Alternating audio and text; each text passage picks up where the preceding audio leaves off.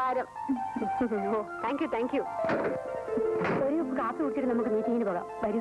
ശരി വാ മോനെ.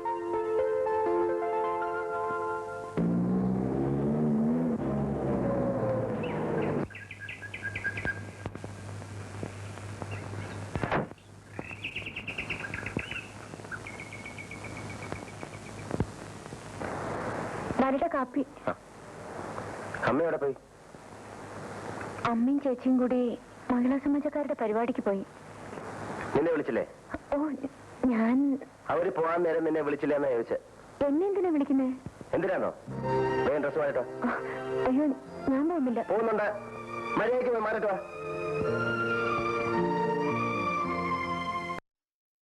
കൊണ്ട് സംഭവിച്ചു പോയിട്ടുള്ളവയാണ് അച്ഛനമ്മമാരും മക്കളും തമ്മിലുള്ള വഴക്ക്, ഭാര്യയും ഭർത്താവും തമ്മിലുള്ള ബലപരീക്ഷണം, അമ്മായിയമ്മയും മരുമകളും തമ്മിലുള്ള പോര്, അങ്ങനെ അങ്ങനെ കുടുംബ ഭദ്രതയുടെ അടിത്തറ തകർക്കുന്ന താളപ്പിഴകൾ നിരവധിയാണ്. ഇതിന്റെ എല്ലാം ഉത്ഭവം സ്നേഹമില്ലായ്മയിൽ നിന്നാണെന്ന് അല്പമൊന്ന് ആലോചിച്ചാൽ നമുക്ക് മനസ്സിലാവും. സ്നേഹമാണ് അഖിലസാര മൂഴിയിൽ എന്ന മഹത്വചനം നമ്മൾ മറക്കാതിരിക്കുക. ശത്രുവിനെ പോലും സ്നേഹിക്കുക എന്ന ആപ്തവാക്യം നമ്മുടെ ജീവിതത്തിലും പ്രാവർത്തികമാക്കുക.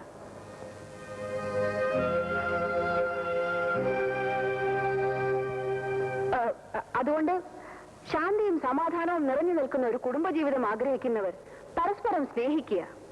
എല്ലാ വികാരങ്ങളും നമുക്കുള്ളതുപോലെ തന്നെ മറ്റുള്ളവർക്കും ഉണ്ടെന്ന് മനസ്സിലാക്കുക. പൊള്ളയായ തറവാടിത്വത്തിന്റെയും സമ്പന്നതയുടെയും പൊയ്മുഖങ്ങൾ വലിച്ചെറിയുക. ഒരു മുന്നുകൊണ്ടുപോലും അന്യരെ വേദനിപ്പിക്കാതിരിക്കുക.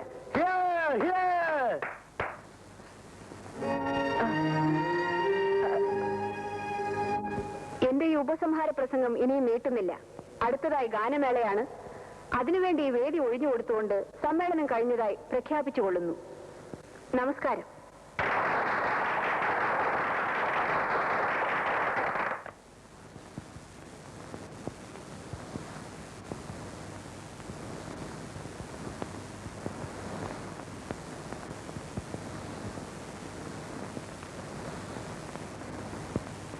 സർ, അമ്പിളിക്കുട്ടിന് ഒരു ഇൻട്രൊഡക്ഷൻ കൊടുക്കണം.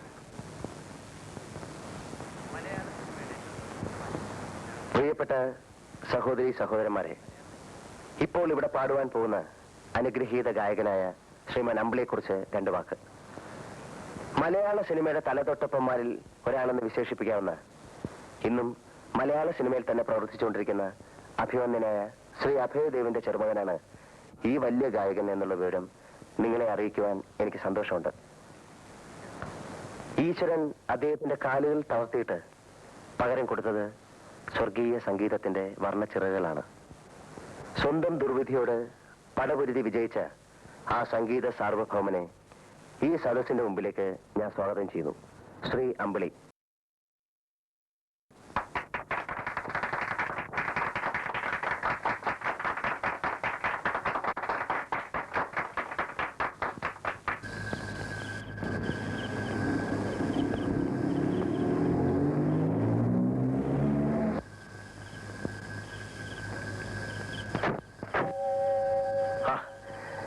നിങ്ങൾ വെളിയിലായി പോയല്ലേ? സോറി. കേറിപ്പോരെ.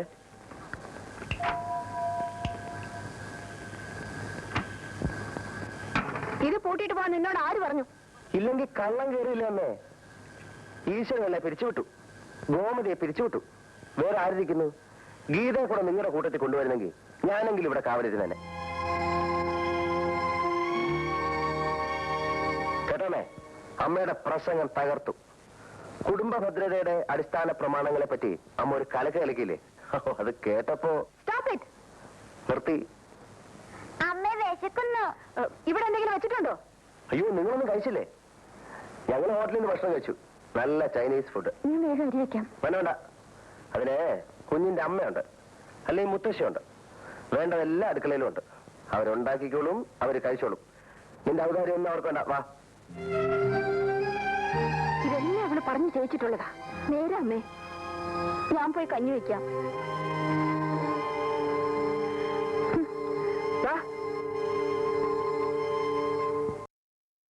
കല്യാണം കഴിച്ചുകൊണ്ടുവരുന്ന പെണ്ണ് പാചകം ചെയ്താൽ മാത്രമേ ഭക്ഷണം കഴിക്കൂ എന്ന് വാശി പിടിക്കുന്ന അമ്മായി അമ്മയും നാത്തൂന്നെ ഇറന്നോട്ടെ. അത്താഴം കഴിച്ചില്ലെന്ന് വെച്ച് ചത്തുപോത്തൊന്നുമില്ല. ഹോട്ടലിൽ നിന്ന് ആഹാരം കഴിക്കേണ്ടെന്ന് ഞാൻ എപ്പോഴേ പറഞ്ഞാണ്, കേട്ടോ? ഇതൊക്കെ ഒരു ആവശ്യമാണ് ഗീതേ. ഇത്രയും വയസ്സായ അമ്മയെ ഇനിയെങ്കിലും നല്ലപോലെ വളർത്തിയെടുത്തില്ലെങ്കിൽ ദൈവദോഷം ഉണ്ടാവും. നിങ്ങൾ ശാരി മാറ്റിട്ടോ. എനിക്കൊന്ന് അങ്ങോട്ട് വരണമെങ്കിൽ രണ്ടാളിന്റെ സഹായം വേണം. മാത്രവുമല്ല, ഞാൻ അവിടെ വരുന്നത് നിങ്ങളുടെ അമ്മയ്ക്ക് ഇഷ്ടവുമല്ല. ഞങ്ങൾ ഇങ്ങോട്ട് വരാത്തതും അതുകൊണ്ട് തന്നെ. അതെനിക്കറിയാം മക്കളെ. ഒരു നിവൃത്തിയും ഇല്ലാത്തതുകൊണ്ടാ ഇപ്പൊ നിങ്ങളെ ഇങ്ങോട്ട് വിളിപ്പിച്ചത്. അച്ഛന് സുഖമില്ല. അച്ഛനെന്താ പറ്റി? നെഞ്ചുവേദനയായിട്ട് തുടങ്ങിയതാ. നിങ്ങൾ രണ്ടുപേരെയും കാണണമെന്ന് പറയുന്നു. തുടങ്ങിയിട്ട് കുറച്ച് ദിവസമായി. 10-12 ദിവസമായി. ഇതിനിടെ 2 എഴുത്തയച്ചു. എന്നിട്ട് നിങ്ങളെ കാണാത്തത് കൊണ്ടാണ് ആളെ വിട്ടത്. എഴുത്ത് എങ്ങോട്ട് അയച്ചെന്നാ പറഞ്ഞേ? ഇവളുടെ പേരിൽ ബംഗ്ലാവിലേക്ക്. അയ്യോ, എനിക്കിതുവരെ ഒരെഴുത്തും കിട്ടിയില്ലല്ലോ. ഓഹോ, ഏതായാലും ഇനിയെങ്കിലും രണ്ടുപേരും കൂടെ പോയി അച്ഛനെ ഒന്ന് കാണണം. ശരി അമ്മേ, ഇന്ന് തന്നെ പോയേക്കാം. ഇറങ്ങട്ടെ.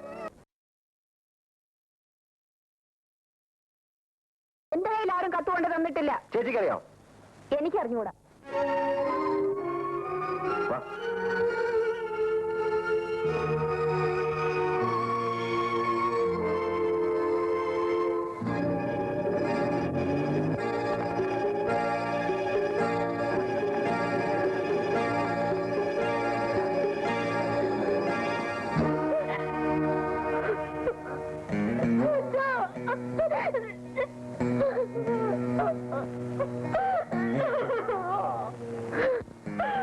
ബാലിനും ഗീതയും വന്നില്ലേ എന്ന് അവസാന നിമിഷം വരെയും ചോദിച്ചു.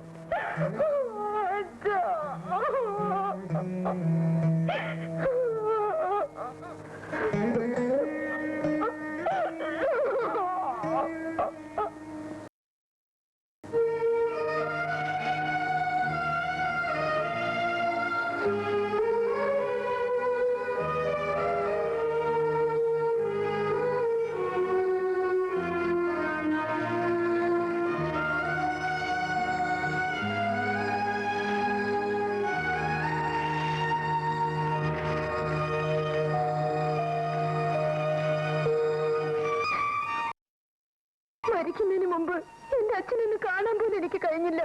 ഞാൻ നിങ്ങളോടൊക്കെ എന്ത് ദ്രോഹം ചെയ്തു? അതിന് ഞങ്ങളാണ് നിന്റെ അച്ഛനെ കൊന്നത്. ഇത് നല്ല ഏർപ്പാടാ. വല്ലവരും കേട്ട എന്ത് വിചാരിക്കും? എനിക്ക് വന്ന് കത്തുകൾ തന്നിരുന്നെങ്കിൽ. അതിന് കത്ത് ഞങ്ങളുടെ കിട്ടിയിട്ട് വേണ്ടേ? പോസ്റ്റ്മാൻ ബിന്ദുവിന്റെ കയ്യിലാണ് കത്ത് കൊടുക്കുന്നത്. അവള് വല്ലയിടത്തും കളഞ്ഞിട്ടുണ്ടോന്ന് ആർക്കറിയാം? കുഞ്ഞല്ലേ, അവൾക്കെന്തറിയാം? ഇതേ നീ വാ.